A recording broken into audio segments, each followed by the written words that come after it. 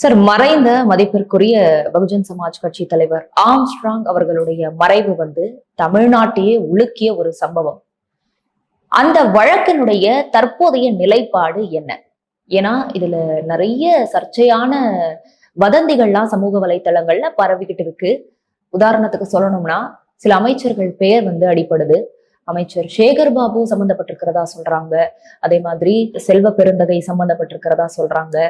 Commissioner மாற்றப்பட்டது, encounter செய்யப்பட்டதுன்னு சொல்லிட்டு இதற்கு பின்னாடி நிறைய சந்தேகம், மர்மம் இருக்கிறதா பொதுமக்கள் மத்தியிலும் ஒரு எண்ணம் இருக்குது. அதனால தற்போது இந்த வழக்கினுடைய நிலைப்பாடு என்ன? வழக்கு தற்பொழுது குற்றப்பத்திரிகை தாக்கல் செய்யப்பட்டு வழக்கு நீதிமன்றத்தில் நிலுவையில் இருக்கின்றது.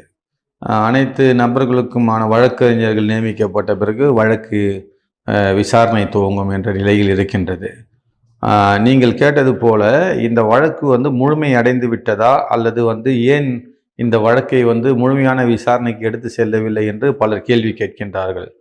நாங்கள் எங்களுடைய தேசிய தலைவர் பெகஞ்சி மாயாவதி அவர்கள் இந்த வழக்கில் ஆளுகின்ற கட்சிக்கு, திராவிட முன்னேற்ற கழகத்திற்கு, ரூலிங் பார்ட்டிக்கு இதில் சம்பந்தம் இல்லை என்றால் இந்த வழக்கை சிபிஐக்கு ஒப்படைத்து விடுங்கள் என்று சொன்னார். இந்த விசாரணையின் அடிப்படையில் விசாரணை அதிகாரிகள் என்னதான் நல்ல முறையில் விசாரணை செய்து செயல்பட்டாலும், ஆனால் அந்த போலீஸ் துறையை யார் நிர்வகிப்பது என்றால் முதலமைச்சருடைய உத்தரவை மீறி அவர்களுக்கு கீழ் வேலை செய்பவர்கள் என்று பெரிய வேலையை செய்து அவர் தன்னிச்சையாக முடிவெடுப்பது கடைசி நேரத்திலே ஒரு கஷ்டமான சூழ்நிலையை ஏற்படுத்தும். அந்த சூழ்நிலையில் பல அக்யூஸ்டுகள் அப்ஸ்காண்டிங்கள் அக்யூஸ்டாக காமிச்சிருக்காங்க. இன்னும் ஒரு அக்யூஸ்ட், மெயினான அக்யூஸ்ட்னு போலீஸ் சொல்கிற அக்யூஸ்டை இன்னும் பிடிக்கல. சம்போ செந்தில்ன்ற ஒரு அக்யூஸ்டை பிடிக்கல. அதில் விட்னஸஸ் எல்லாம் பார்த்தீங்கன்னா இந்த விட்னஸை இந்த வழக்கு வெற்றி பெறாத அளவுக்கு இது விட்னஸை போட்டிருக்காங்க. ஸோ அதனால் இந்த வழக்கு அடுத்த கட்டத்தை நகர்த்தி போகணும் அப்படின்னு சொன்னாக்கா கண்டிப்பாக இதுக்கு ஒரு மேல் விசாரணை அமைப்பு தேவைப்படுகிறது. இப்போது கைது செய்யப்பட்டு இருப்பவர்கள் எல்லாம் ஒரு சாதாரணமான ஒரு சின்ன சின்ன விஷயங்களில் ஈடுபட்டவர்கள் தான். இதற்கு அரசியல் பின்புலமாக இருந்து இதற்கு ஃபினான்ஸ் செய்தவர்கள், இதுக்கு மூளையாக செயல்பட்டவர்கள். அண்ணனுடைய மரணம் யாருக்கெல்லாம் இது லாபமாக அமைந்திருக்கும் என்ற ஒரு விஷயத்திலே யாரெல்லாம் இந்த மரணத்திற்கு பின்னிருந்து செயல்பட்டவர்கள், இது போன்ற தீவிர விசாரணை எல்லாம் இதிலே தேவைப்படுகின்றது. இதை விசாரிப்பதற்கு ஏன் சிபிஐக்கு இன்னும் ஒப்படைக்கவில்லை என்று எங்களுடைய தேசிய தலைவர் அவர்கள் கேட்ட கேள்விக்கு இன்னும் இங்கே பதில் வராமல் இருக்கின்றது.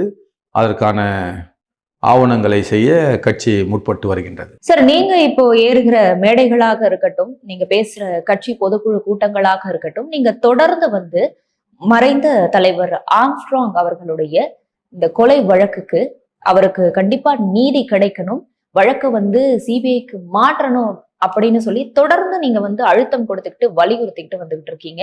ஆனா இது போல கோரிக்கைகளையும் அழுத்தத்தையும் பொற்கொடி ஆம்ஸ்ட்ராங் அவங்க முன்வைக்கிறது இல்லையே, இது எதனால? இல்லை, இது அவங்கள பற்றி கிரிட்டிசைஸ் பண்ணுறதுக்கோ அப்படி ஒரு அந்த நிலைமையில கட்சியோட தலைவர் என்ற முறையில் நான் அந்த கேள்விக்கு பதில் சொல்ல விரும்பலை. ஆனால் எங்களுடைய தலைவருடைய அந்த மரணத்திற்கு உரிய நீதி கிடைக்காமல் நாங்கள் விடமாட்டோம். யார் என்ன நியாயம் கேட்கின்றார்கள், கேட்காமல் போகின்றார்கள் என்பதெல்லாம் நமக்கு முக்கியமல்ல. என்னுடைய மிக சிறந்த என்னுடைய சகோதரனாகவும், என்னுடைய தாயாகவும், தந்தையாகவும், சகோதரியாகவும், எங்களுடைய குடும்பத்தில் அனைத்து உறவுடைய விஷயங்களை அவர் எங்களுடன் பழகின அந்த பழக்கம் இருக்கின்றது. ஆகையினால் மற்றவர்களுக்கு வேண்டுமென்றாலும் ஒரே ஒரு முறையாக இருக்கலாம், இந்த ஒரே ஒரு உறவு முறை. ஆனால் என்னை பொறுத்தவரை அவருடைய வழக்கு கண்டிப்பான அவருக்கான நீதி கண்டிப்பாக பெற்றுத்தரப்படும் என்பதில் நாங்கள் உறுதியாக இருக்கின்றோம். அவர்கள் யார் முன் வருகின்றார்கள், யார் இதை வாங்கி கொடுக்கின்றார்கள் அப்படி என்ற அவர்களுக்கு விருப்பம் இல்லாதவர்களை நாங்கள் கட்டாயப்படுத்தவும் விரும்பவில்லை. நாங்கள் வழக்கை உரிய முறையிலே முன்னெடுத்து செல்கின்றோம். சார், ஆம்ஸ்ட்ராங் அவர்களுடைய கொலை, இந்த கொலையானது கட்சிக்குள்ளேயும் சரி, தமிழக அரசியலையும் சரி, எந்த மாதிரியான மாற்றங்களை ஏற்படுத்தி இருக்கு அப்படின்னு நீங்க நினைக்கிறீங்க? கட்சியை பொறுத்த வரைக்கும் பார்த்தீங்கன்னா வந்து அண்ணனுடைய வந்து அந்த அன்பு, அந்த அண்ணன் மேல் இருந்த பற்று, அந்த கொள்கை பிடிப்பு இதெல்லாம் வந்து பல லட்சம் குடும்பங்களை வந்து தன்னுடைய குடும்பத் தலைவனை இழந்தது போல வந்து ஒரு கட்சியில் இருக்கும் அனைத்து தொண்டர்களும் அதை தான் உணர்கின்றார்கள். வீட்டிலே ஒரு முக்கியமான ஒரு தலைவன் இறந்து விட்டால், குடும்பத் தலைவன் இறந்து விட்டால் என்னவோ அந்த உணர்வு இருக்கின்றது கட்சியிலே. மற்ற அரசியல் சூழ்நிலையிலே பார்த்தீர்கள் என்றால் பலருக்கு வந்து அண்ணன் அந்த இடத்திலே இல்லாததினால் அந்த இடத்தை வெற்றிடமாக வந்து பயன்படுத்தி தாங்கள் அந்த இடத்திலே வந்து விடலாம் என்று பகல் கனவு கண்டு கொண்டிருக்கின்றார்கள். அண்ணனுடைய இடத்திலும், அண்ணனுடைய கொள்கையிலும், அண்ணனுடைய குணத்திலும் யாராலும் ஒரு துளி அளவு கூட வந்து அந்த இடத்திலே வர முடியாது. அந்த இடத்தை வேறு யாரும் வந்து அடையவே முடியாது. அண்ணனுடைய அந்த செயல்பாடுகள் என்பது அண்ணனுக்கு நிகர் அண்ணனே மட்டும்தான், வேறு யாரும் அந்த இடத்தை நிரப்ப